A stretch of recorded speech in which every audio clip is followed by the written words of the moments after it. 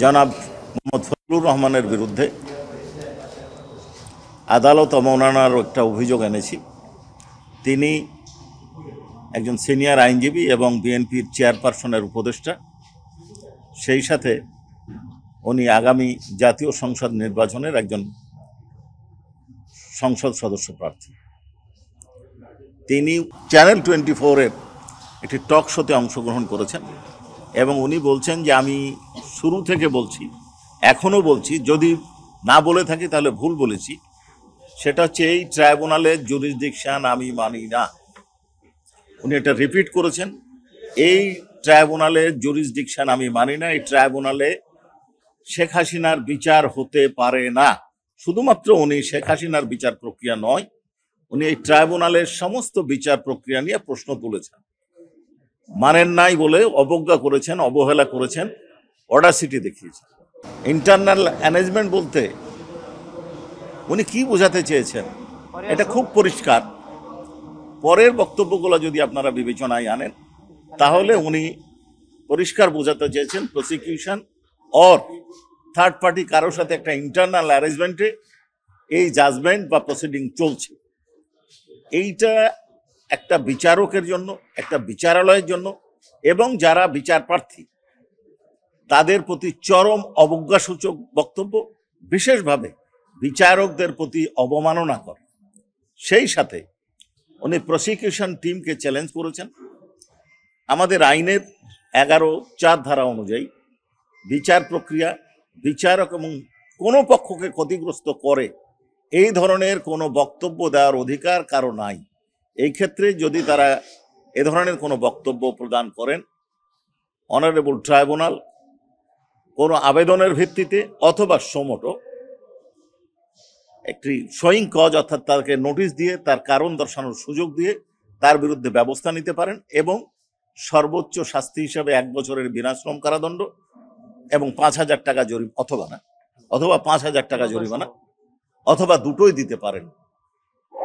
এই মামলায় আপনারা দেখেছেন যে আমরা এখানে প্রসিকিউশনের আবেদনের ভিত্তিতে এই শুনানিটা আজকে হয়েছে। অনারেবল ট্রাইব্যুনালের আজকে 3 জন মেম্বারের মধ্যে একজন মেম্বার অর্থাৎ চেয়ারম্যান এবং মেম্বার 1 অনুপস্থিত ছিলেন। চেয়ারম্যান এবং মেম্বার 1-এর অনুপস্থিতিতে মেম্বার 2 শুনানি করে বলেছেন যে যেহেতু একটা সিরিয়াস অ্যালিগেশন, সিরিয়াস ম্যাটার, এই জন্য আমি চাচ্ছি যে অন্তত চেয়ারম্যান সাহেবের উপস্থিতিতে এই শুনানিটা হোক। আমি অর্থাৎ অনারেবল ট্রাইব্যুনালের আজকে সিটিং মেম্বার এবং এটা নেক্সট সানডে শুনানির জন্য দিন ধার্য করেছেন। বাকি প্রসিডিং আপনারা দেখেছেন। জি, এখন দুটো বিষয়। এক হচ্ছে যে অনেকেই বলছেন, অনেকেই দেখা যাচ্ছে যাদের নাম ঠিকানা গোপন করে, অনেকে বট আইডি বলে, বিভিন্নভাবে এটা বলছেন। যারা বাংলাদেশে, অধিকাংশ যারা এটাকে ক্যাঙ্গারু কোর্ট বলছেন, তারা বাংলাদেশে অনুপস্থিত। তাদের বিরুদ্ধে প্রসিডিং করতে গেলে আমাদেরকে হাজার হাজার প্রসিডিং করতে হবে। কিন্তু একজন দায়িত্বশীল ব্যক্তি যখন, একজন বিজ্ঞ ব্যক্তি যখন, একজন জানা ব্যক্তি যখন ট্রাইব্যুনালকে বিতর্কিত করতে চান, তখন এর বিকল্প আমাদের কিছু ছিল না। আমরা একটা পেন ড্রাইভ ট্রাইব্যুনালে জমা দিয়েছি যেখানে ওই টক শোটা ডাউনলোড করা আছে, সেটি ট্রাইব্যুনাল বাজিয়ে শুনিয়েছেন, আমরা শুনেছেন। উনি তার একটা ছোট এক্সট্রাক্ট আমরা বলছি। ওই ওখানে উনি বলছেন, ফজলুর রহমান সাহেব বলছেন যে আমি প্রথম দিন থেকেই বলছি এই কোর্ট আমি মানি না। উপস্থাপক প্রশ্ন করছেন মিডিয়া কি জানতে পারেনি? উনি তার উত্তরে বলছেন সবাই জানে, জানবে না কেন? আমার ইউটিউব শোনেন, আমি এই কোর্ট মানি না, এই কোর্টের আমি বিচার মানি না। ইউটিউবে বলেছি, টক শোতে বলেছি। যদি না বলে থাকি, এখন বললে আমার ভুল, আমার মাফ চাইব। প্রতিদিন বলছি এই কোর্টের বিচার আমি মানি না। আরো বলছেন উনি, এই কোর্টের গঠন প্রক্রিয়া বলে এই কোর্টে বিচার হইতে পারে না।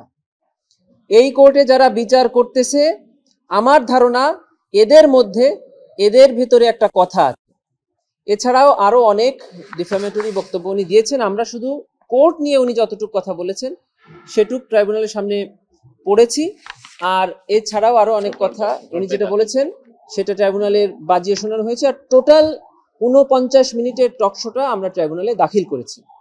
এই আইনের 11(4) বলা আছে যে এই ধরনের অ্যাক্ট যদি কোনো ব্যক্তি করে থাকেন তাহলে তার বিরুদ্ধে ট্রাইব্যুনাল একটা প্রসিডিংস ইস্যু করে তার বিরুদ্ধে 1 বছরের বিনাশ্রম কারাদণ্ড এবং আর্থিক জরিমানা করতে পারবেন। এই আইনের রুলসের 45-এ বলে দেওয়া আছে যে এই সব কিছু প্রসিডিং শুরুর আগেই তাকে একটা নোটিশ করে ডেকে আনতে হবে ট্রাইব্যুনালে এবং ওনার বক্তব্য শুনবেন।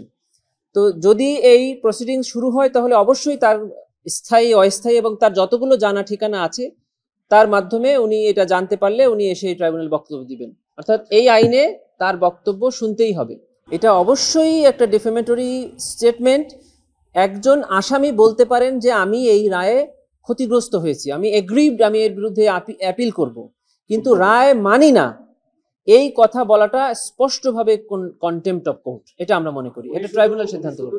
ওনার স্টেটমেন্টের মধ্যেই আছে, এই স্টেটমেন্টের মধ্যেই আছে যে আমি এটা প্রথম না, আমি শুরু থেকেই বলে আসছি এই ট্রাইব্যুনাল মানি না। তার মানে আপনার কথাই সাপোর্ট করছে যে উনি প্রথম থেকেই বলে আসছেন যে উনি এটা মানেন না, এবং যার কারণে উনি কিছুদিন আগে দল থেকে বহিষ্কার হয়েছিলেন। কেন উনি এটা বলছেন?